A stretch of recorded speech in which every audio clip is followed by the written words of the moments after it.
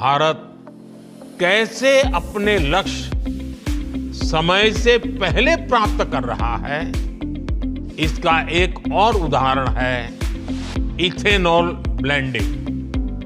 आज Bharat 19% ethanol blending कर रहा है। इससे फॉरेन एक्सचेंज की सेविंग हुई है और सब्सटेंशियल फार्मर रेवेन्यू जनरेट हुआ है। साथ ही CO2 एमिशंस में सिग्निफिकेंट कट भी आया है। हम अक्टूबर 2025 से पहले ही 20% इथेनॉल मैंडेट अचीव करने की राह पर है। आज भारत की बायोफ्यूल्स इंडस्ट्री तेजी से ग्रो करने के लिए तैयार है। हमारे पास 500 मिलियन मैट्रिक टन्स का सस्टेनेबल फीडस्टॉक है। इंडिया की G20 प्रेसिडेंसी के दौरान ग्लोबल बायोफ्यूल्स अलायंस बना और लगातार एक्सपांड हो रहा है। इससे 28 नेशंस और 12 इंटरनेशनल ऑर्गेनाइजेशंस जुड़ चुके हैं। ये वेस्ट को वेल्थ में ट्रांसफॉर्म कर रहा है और सेंटर्स ऑफ एक्सीलेंस सेट कर रहा है। साथियों, भारत अपने हाइड्रोकार्बन रिसोर्सेज के पोटेंशियल को पूरी तरह से एक्सप्लोर करने के लिए निरंतर रिफॉर्म्स कर रहा है।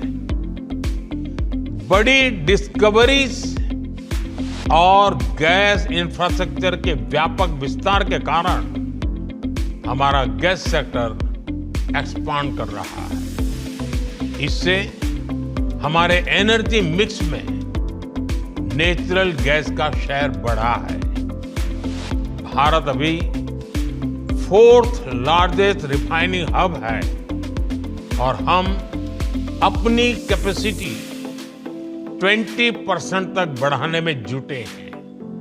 साथियों, हमारी जो सेडिमेंट्री बेसिन्स है, इसमें कई सारे हाइड्रोकार्बन रिसोर्सेज मौजूद हैं।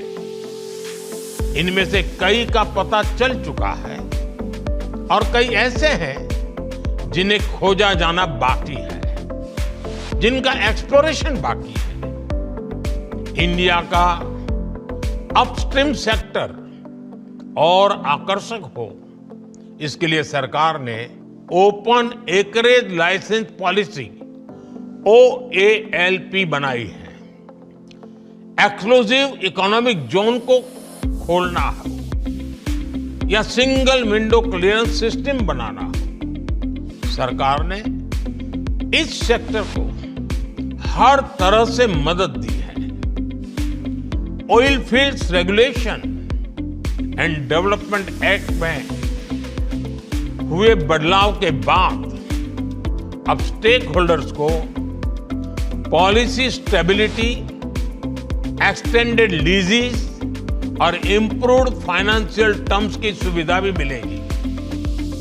सरकार के इन रिफॉर्म्स के कारण समुद्री क्षेत्र में ऑयल और गैस रिसोर्सेज की खोज करने, इनका प्रोडक्शन बढ़ाने और स्ट्रेटेजिक पेट्रोलियम रिजर्व्स को मेंटेन करने का काम आसान होगा।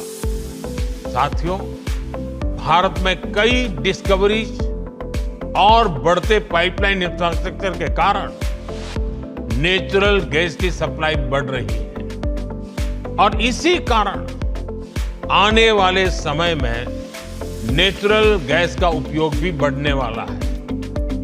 इन सारे क्षेत्रों में आपके लिए निवेश की बहुत सारी संभावनाएं बन रही हैं। साथियों, आज भारत का बहुत बड़ा फोकस मेक इन इंडिया पर है, लोकल सप्लाई चेन पर है। भारत में पीवी मॉड्यूल सहित अनेक प्रकार के हार्डवेयर की मैन्युफैक्चरिंग के लिए भी बहुत संभावनाएं हैं।